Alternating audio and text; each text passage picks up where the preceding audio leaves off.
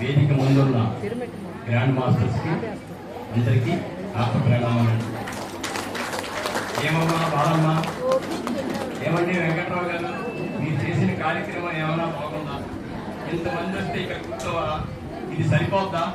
మీరు చేసే కార్యక్రమం 3.5 సంవత్సరాలు నిర్విరామంగా మహా అద్భుతంగా చేసి ధ్యాన మహాచక్రం చేయగలిగే స్థాయి కనకాపల్లి తీసుకొచ్చారు.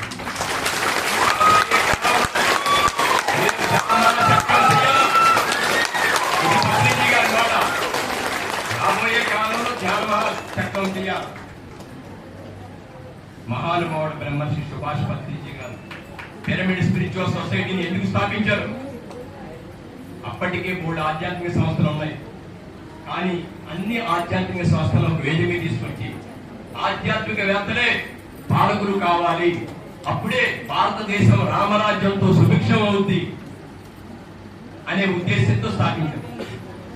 ఆయన వేసిన విత్తనాలు ఈ రోజు మహావృక్షాలు ఎదిగి, ఒక పక్క గోపాలకృష్ణ గారు జీకే బ్రహ్మర్షి పిరమిడ్, అటుపక్క విజయవాడ, మన జిల్లాలోనే అనేక మంది మాస్టర్స్ తయారయ్యి మళ్ళీ ఆ విత్తనాలు వేసి అనేక మంది మాస్టర్స్ తయారయ్యారు.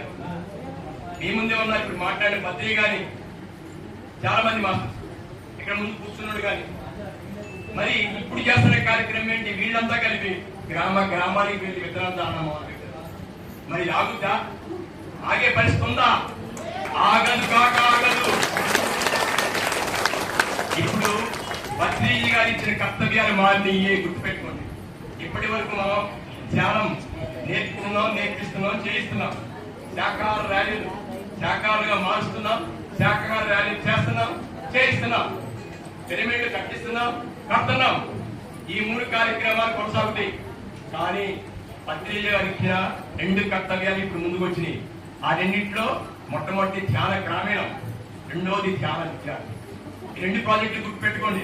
ధ్యాన విద్యార్థి, ధ్యాన గ్రామీణం. ఎందుకు ఈ 2 చేయాలి?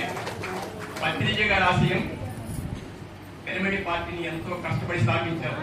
ఉన్నత లోకాల నుంచి వచ్చిన మాస్టర్స్ ఇన్స్ట్రక్షన్స్ ప్రకారం అప్పటికప్పుడు శాసన్ గారు చాలా స్ట్రిక్ట్ ఆఫీసర్, శాసన్ గారు ఉండగా ఎలక్షన్ ఆఫీసర్ గా అప్పుడు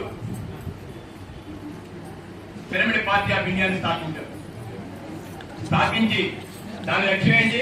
పిరమిడ్ పార్టీ ఆధ్యాత్మిక అధికారంలోకి రావాలి. ఎలా వస్తారు? ఇప్పుడున్న ఆల్రెడీ పెద్ద వయసున్న అంతా కూడా కొన్ని పార్టీలు కమిటీ అయిపోయి ఉంటారు. వాళ్ళు మారాలంటే కొంచెం కష్టం. మనం ఎక్కడ ఉన్నాం దాన్నే కాదు, అనేక మంది బయట ఉన్నారు. ప్రజలతో మనమే అవ్వాలంటే పత్రిజీ గారు ఇచ్చిన కార్యక్రమాలు ముందుకు తీసుకెళ్ళాలి. ఇప్పుడు విద్యార్థులే రేపు కాబోయే ఓటం. ఇప్పుడు గ్రామాల్లో ఉన్న ప్రజలే, పట్టణాల కన్నా గ్రామాలు మాట్లాడకూడదు. ఎవరు దయచేసి గ్రామాల్లో ఉన్న ప్రజలే ప్యూరిటీగా ఉంటారు, కల్మషం లేకుండా ఉంటారు. కాబట్టి మనం ధ్యానం అందిస్తే ఎప్పుడైతే చెడ్డ అలవాట్లు ఉన్న వాళ్ళంతా కూడా మంచి వ్యక్తులుగా మారిపోతారు. మీరు కూడి మనకి చూశారు, అక్కడ శ్రీకాకుళం దగ్గర అనేక గ్రామాల్లో కూడా మత్స్యకార గ్రామాలు ధ్యాన గ్రామాలుగా మారి, గ్రామాలన్నీ కూడా ధ్యానమయం అయిపోతే పిరమిడ్ పార్టీ అధికారం రావడం కష్టం కాదు. ఈ రోజు విద్యార్థులకి మనం ధ్యానం నేర్పించాలి. ధ్యానం నేర్పిస్తే ఈ విద్యార్థులే ఓటర్లు అవుతారు. అప్పుడు పిరమిడ్ పార్టీ రావడం అధికారంలోకి ఈజీ అవుతుంది. ఎప్పుడైతే రాజకీయంగా పిరమిడ్ పార్టీ అధికారంలోకి వచ్చిందో ఒక ఆర్డర్, కేవలం విద్యాశాఖ మంత్రి ప్రతి విద్యార్థులకి ధ్యానం నేర్పించాలి, ప్రతి విద్యాలయాల్లోనూ ధ్యానం మాస్టర్ ఉండాలి, ఒక ఆర్డర్ వేస్తారు అనుకోండి, ఏమవుతుంది? చాలా ఈజీ అయిపోతుంది మన పని.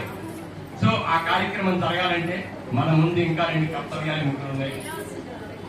ఒకటి ధ్యాన గ్రామీణం. ఈ మేడం గారు చేసిన పని చిన్నది కాదు. 3.5 సంవత్సరాలు వెంకటరావు గారి సహకారం. ఈ సహకారం లేకుండా, మీ అందరి సహకారం లేకుండా చేయడం అనేది అసాధ్యం. మీ అందరికీ గట్టిగా ఒకసారి చెప్పకూడదు.